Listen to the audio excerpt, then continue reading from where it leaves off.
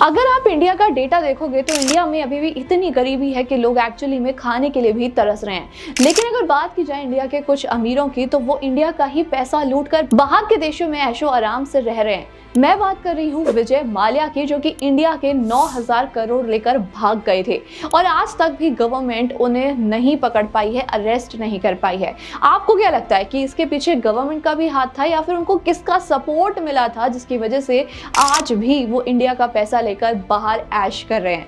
तो आज मैं आपको बताने वाली हूँ विजय माल्या स्कैम के बारे में और पूरी स्टोरी बताने वाली हूँ, तो इस वीडियो को एंड तक जरूर देखना। और आगे बढ़ने से पहले अगर आप हमारे चैनल पर न्यू हो तो चैनल को सब्सक्राइब करना, बेल आइकन को प्रेस करना बिल्कुल भी मत भूलना। अब जैसे कि हम सब जानते हैं कि जिस भी स्टोरी की शुरुआत होती है वो हमेशा पास्ट से ही होती है। अब विजय माल्या की बात की जाए तो उन्हें हम हमेशा से किंगफिशर के नाम से ही जानते हैं और हमें पता है कि उनका जो ब्रांड था वो किंगफिशर के नाम से ही था। लेकिन इसकी जो शुरुआत है ना वो 1915 से ही हो गई थी। तो अगर बात की जाए स्टार्टिंग की, 1915 में जब इंडिया में काफी सारे ब्रिटिशर्स रहा करते थे तो उस टाइम पर इंडिया में काफी सारी बियर कंपनीज थी जो छोटी छोटी ब्रूरीज होती थी। तो उस टाइम पर एक बिजनेसमैन आए जिन्होंने ये सारी ब्रूरीज को खरीद कर, यानी कि बियर कंपनीज को खरीद कर एक कंपनी में कन्वर्ट कर दिया और उसका नाम रखा था यूनाइटेड ब्रूरीज ग्रुप। अब ये जो यूबीजी था ना, ये इंडिया में काफी ज्यादा पॉपुलर हो गया, सिर्फ इंडिया में नहीं पूरे all over the world popular हो गया। अब उस टाइम पर एक न्यू और फ्रेश बिजनेसमैन थे जिसका नाम था वित्तल माल्या, जो कि विजय माल्या के फादर थे। वित्तल माल्या का मानना हमेशा ये था कि ये जो ब्रूरीज ग्रुप वाली कंपनी है ना, ये हमेशा आने वाले टाइम में ग्रो करने वाली है और बेटर रिटर्न्स प्रोवाइड करा सकती है हर किसी को, और उस बिजनेस में पैसा लगाना ही वर्थ इट होगा। तो अब वित्तल माल्या क्या करते हैं, धीरे धीरे कर उसके सारे शेयर्स खरीदना शुरू कर देते हैं। 1947 के टाइम पर जब इंडिया आजाद होने वाला था, ब्रिटिशर्स छोड़कर भाग रहे थे, उस टाइम तक वित्तल माल्या ने यूनाइटेड ब्रूरीज ग्रुप के मेजॉरिटी शेयर्स को अपने अंडर कर लिया था, जिसकी वजह से वो कंपनी उनके अंडर आ गई। एक्चुअली में हुआ तो ये था कि कंपनी को लेकर काफी सारा विवाद हुआ था, काफी सारे आर्ग्यूमेंट्स हुए थे, और लेकिन अगर बात की जाए वित्तल माल्या की, तो क्योंकि उनके पास मेजॉरिटी शेयर्स थे और वो काफी ज्यादा मेजर स्टेक के साथ थे उस कंपनी में, तो उनको ही वो कंपनी दे दी गई। अब 1951 तक उन्होंने इस कंपनी को काफी अच्छे से ग्रो किया और साथ में बहुत सारी कंपनीज को एक्वायर कर लिया, जिसमें से एक बहुत बड़ी कंपनी मैकडॉवेल भी थी। अब ऐसे ही करते करते इन्होंने अपने बिजनेस को काफी ज्यादा एक्सपेंड कर लिया। 1955 में विजय माल्या का जन्म होता है। बेसिकली वित्तल माल्या एक फ्लाइट से ट्रैवल कर रहे थे जहां पर उनको एक एयर होस्टेस पसंद आ गई थी और उन्हीं के साथ उन्होंने शादी कर ली थी, और शादी करने के बाद 1955 में विजय माल्या का जन्म हुआ। अब धीरे धीरे कर ना उन्होंने काफी अच्छी ग्रोथ देखी। अगर बचपन से ही बात की जाए तो वो काफी ज्यादा अमीर खानदान में बड़े हुए थे, तो उनके शौक भी सारे अमीरों वाले थे। जहां उस टाइम पर बच्चे गिल्ली डंडा खेलते थे तो ये रिमोट कंट्रोल कार चलाते थे। एक्चुअली में बच्चों को पता ही नहीं था कि रिमोट कंट्रोल कार होती क्या है। अगर स्टडीज की बात की जाए तो इनको best to best studies provide कराई गई। ये इन्होंने अपने यूएस से भी अपनी मास्टर्स की और यानी कि मैनेजमेंट की डिग्री पूरी की और उसके बाद वो वापस इंडिया आए। इंडिया में वापस आने के बाद वित्तल माल्या ने उन्हें फिर से अपने बिजनेस में लगा लिया था, जो कि यूनाइटेड ब्रूरीज ग्रुप ही था, और उसमें वो सारी चीजें मैनेज करते थे। जो भी वो डिग्री लेकर आए, जो भी उनके पास स्किल्स थी, नॉलेज थी, वो अपने बिजनेस में लगा रहे थे। काफी सारी चीजें उन्होंने चेंज की थी, जैसे कि उस टाइम पर जो इनका ग्रुप था, जो बिजनेस था, वहां पर हायरार्की फॉलो नहीं की जाती थी, जिसकी वजह से सारा सिस्टम काफी ज्यादा मेस्ड अप हो जाता था। तो उन्होंने एक हायरार्की भी फॉलो करवाई, यानी कि कौन किसको रिपोर्ट करेगा, कौन मैनेजर है, कौन सीईओ है, की सारी पोस्ट भी उन्होंने ही लगवाई थी। उसके बाद अगर बात की जाए, धीरे धीरे कर उन्होंने काफी सारे ब्रांड्स निकाले, जैसे कि किंगफिशर। अगर बात की जाए किंगफिशर बियर की, तो ये जो बियर का ब्रांड था ना, इसने काफी तेज स्पीड को पकड़ा था। उसके बाद आता है 1977, जब इंडिया में गवर्नमेंट चेंज हुई और एक न्यू गवर्नमेंट फॉर्म हुई। तो जो न्यू गवर्नमेंट फॉर्म हुई थी, उन्होंने इंडिया में लिकर को बैन कर दिया था, जिसकी वजह से काफी सारी लिकर कंपनीज को बहुत ही नुकसान पहुंचा था और काफी कंपनीज तो बैंकरप्ट भी हो गई थी। अब इस टाइम पर विजय माल्या और वित्तल माल्या दोनों ही पागलों की तरह जितनी भी कंपनीज थी उनसे असेट्स खरीद रहे थे, क्योंकि कंपनीज की हालत ऐसी हो रही थी कि उन्हें अपना लोन पूरा करने के लिए या फिर अपना घर चलाने के लिए कंपनीज के असेट्स को सेल करना पड़ रहा था। लोगों को लग रहा था कि लिकर इंडस्ट्री अब खत्म हो गया है, इंडिया में अब इसका कोई भी स्कोप नहीं है। वहीं अगर बात की जाए वित्तल माल्या और विजय माल्या की, तो वो मिलकर सारी कंपनी से सस्ते में असेट्स को खरीदते जा रहे थे और अपनी कंपनी को और भी बड़ा बिल्डअप करते जा रहे थे। अब उस टाइम पर लोगों ने कई बार उनसे पूछा भी था कि आप इस तरीके से कैसे कह रहे हो, तो उन्होंने ये बोला था कि लिकर इंडस्ट्री इंडिया में कभी भी खत्म खत्म हो ही नहीं सकती और गवर्नमेंट इस रूल के साथ ज्यादा टाइम तक टिक ही नहीं पाएगी, और ऐसा ही कुछ हुआ। अब बहुत ही जल्द ऐसा हुआ था कि गवर्नमेंट ने वो रूल ही चेंज कर दिया था। अब इससे उनको ये बेनिफिट मिला कि मार्केट में जितना भी लिकर कंपनीज का कंपटीशन था वो बिल्कुल खत्म हो गया, यानी कि यूबीजी मार्केट में एक लीडर कंपनी बन गई और उन्हीं से ही सारा जो लिकर का ट्रांसपोर्ट था वो होने लगा। अब 1983 में वित्तल माल्या की डेथ हो गई ड्यू टू हार्ट अटैक। उस टाइम पर भी विजय माल्या इंडिया में नहीं थे, वो बाहर किसी इवेंट में गए हुए थे। अब जैसे उन्हें ये पता चला तो वो वापस आए। यूजुअली अगर किसी नॉर्मल घर पे या फिर मिडिल क्लास फैमिली में कोई ऐसी सिचुएशन क्रिएट होती है तो एक अलग माहौल देखने को मिलता है, लेकिन अगर बात की जाए बड़े बड़े बिजनेसमैन की, तो जब उनके यहाँ पर इस तरीके की सिचुएशंस क्रिएट होती है ना, तो वहां पर एक अलग ही डिस्कशन चल रहा होता है कि ये बिजनेस अब हैंडल कौन करेगा। अगर बात की जाए विजय माल्या की, तो वो हमेशा से ही उसके फाउंडर बनना चाहते थे, सीईओ बनना चाहते थे। एट लास्ट सारे डिस्कशन के बाद विजय माल्या को नया फाउंडर और सीईओ बना दिया गया था यूबीजी का। अब फाउंडर बनने के बाद उन्होंने सबसे पहले ये देखा कि उनको मेजर प्रॉफिट कहां से आता है, क्योंकि उन्होंने फूड से रिलेटेड, फार्मा से रिलेटेड कई सारे बिजनेस ओपन किए थे।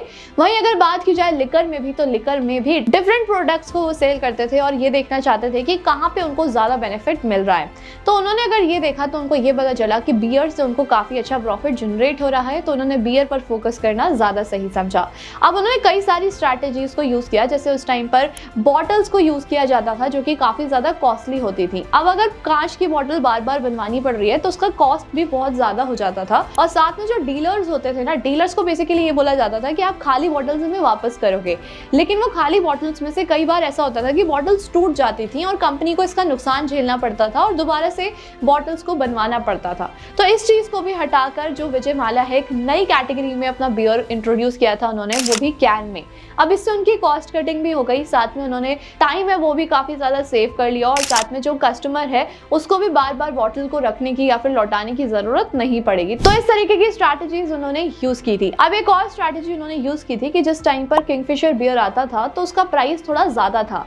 अब उसी प्राइस पर कस्टमर्स को जो है विस्की रम मिल जाती थी, तो वो उसको ज्यादा कंसीडर करते थे क्योंकि वहां पर उनको अल्कोहल परसेंटेज ज्यादा मिलता था अगर हम इसे कंपेयर करें बियर से। तो बेसिकली उन्होंने 8% वाला अल्कोहल परसेंटेज के साथ बियर इंट्रोड्यूस किया था और इसके बाद किंगफिशर की मार्केट में काफी ज्यादा डिमांड इंक्रीज हो गई। अब अगर बात की जाए डायरेक्ट एडवर्टीजमेंट की, तो बियर का डायरेक्टली एडवर्टीजमेंट करना अलाउड नहीं होता है, एक तरीके से इलीगल है। तो इन दैट सिचुएशन जब उन्हें किंगफिशर का नाम आगे करना था तो उन्होंने किंगफिशर से रिलेटेड वाटर और सोडा निकाल दिया और उसका एडवर्टीजमेंट देना शुरू कर दिया। इतना ही नहीं, उन्होंने किंगफिशर के नाम पर काफी सारे इवेंट्स किए और यहाँ तक कि कैलेंडर भी निकाल दिया। उस टाइम पर वो कैलेंडर इतना ज्यादा फेमस हो गया था कि इवन एक्ट्रेसेस भी उस पर लॉन्च की जा रही थी और वो जितनी भी मॉडल्स होती थी ना, वो सारे खुद विजय माल्या चूज करते थे। जैसे कि अगर बात की जाए दीपिका पादुकोण की या फिर कैटरीना कैफ की, ये दोनों ही सबसे पहले उस कैलेंडर में लॉन्च हुई थी और उसके बाद उनको मूवी मिली थी। और साथ में ये भी माना जाता था कि जिस भी मॉडल को उस कैलेंडर में फोटो मिल जाता था या फिर वो लॉन्च हो जाती थी तो उनका करियर और बूम था। तो सारी मॉडल्स उस कैलेंडर के लिए भी काफी ज्यादा पागल थी। अब जब आप इस तरीके के बिजनेस में होते हो तो आपको पॉलिटिशियन से भी एक अच्छा कनेक्शन बनाकर रखना पड़ता है।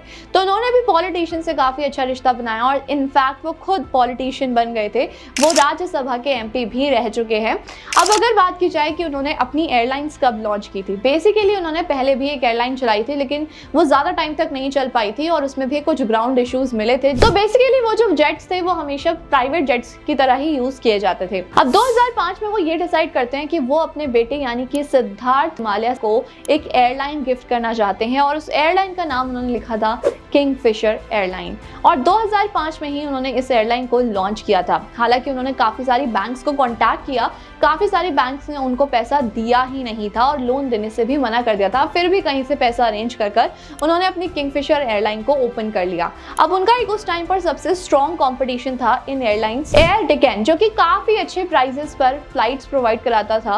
और अगर बात की जाए बहुत ही चीपर फ्लाइट्स होती थी और लोग उसे काफी ज्यादा प्रेफर भी करते थे, तो लोगों के लिए काफी बड़ा कंपटीशन बन चुका था। अब विजय माल्या ने ये डिसाइड किया कि वो एयर डेक्कन भी खरीदेंगे और उन्होंने उसको खरीद कर भी किंगफिशर रेड का नाम दे दिया था और सारी सर्विसेज इंक्रीज कर दी, जिसकी वजह से उसका कॉस्ट भी इंक्रीज हो गया और लोगों का उनको क्रिटिसिज्म फिर से मिलने लगा। अब धीरे धीरे कर ना वो अपने बिजनेस को और भी ज्यादा एक्सपेंड करना चाहते थे। कहीं ना कहीं बिजनेस के वैल्यूएशन पर उन्होंने बैंक से लोन लेना स्टार्ट कर दिया। सबसे पहले तो उन्होंने एसबीआई से लोन लिया था। अगर एसबीआई की बात की जाए तो उन्होंने इंडिविजुअल बैंक से लोन नहीं दिया था। बेसिकली उन्हें एक कंसिस्टेंट लोन मिला था जिसमें सारी बैंक्स मिलकर, जिसमें 17 बैंक्स थी और उन्होंने मिलकर एक लोन दिया था और साथ में एक इंडिविजुअल बैंक होती है जो अपफ्रंट रहती है, वो SBI थी। अब ये पूरा कॉन्ट्रैक्ट साइन हो गया, उसके बाद उन्होंने ICICI से भी लोन लिया था जो कि प्राइवेट बैंक है, बट उसके अगेंस्ट उन्होंने काफी अच्छे पेपर्स रख दिए थे ताकि उनको भी नुकसान ना हो। अब जब सारी बैंक्स ने उनको लोन देना शुरू कर दिया तो देखते ही देखते उन्होंने डिफॉल्ट करना स्टार्ट कर दिया, यानी कि अपने जितना भी स्टाफ था उनको सैलरी देना बंद कर दिया और साथ में उनके जितने भी डीलर्स थे उनको फेक चेक दिए, यानी कि इतने सारे चेक्स दिए वो सारे बाउंस हो गए और उसके बाद जितनी भी बैंक से लोन लिया हुआ था किसी की भी EMI पे नहीं की और ये बेसिकली भाग गए। अगर बात की जाए गवर्नमेंट की तो गवर्नमेंट ने भी इन पर एक्शन लेने की कोशिश की थी। लॉयर की अगर बात करें तो लॉयर की वजह से भी उनको काफी बार बेल मिल गई। अगर बात की जाए किंगफिशर कैसे सीज की गई थी तो गवर्नमेंट को बेसिकली ये पता चला था कि उन्होंने 150 करोड़ का टैक्स भी पे नहीं किया है, साथ में उनके 40 अकाउंट है और शेल कंपनीज के नाम पर उन्होंने ये सारा पैसा, यानी कि जितनी भी बैंक से उन्होंने लोन लिया था वो सारा पैसा शेल कंपनीज के नाम पर उन्होंने बाहर ट्रांसफर कर दिया और वो इंडिया का पैसा रहा ही नहीं। तो ये तो थी पूरी विजय माल्या की story. Now what do you think about it? इस तरीके के स्कैम अभी भी इंडिया में चल रहे हैं या फिर नहीं? कमेंट करके जरूर बताना। इस वीडियो को जितना हो सके उतना शेयर कर देना and for more such informative videos follow learn finance.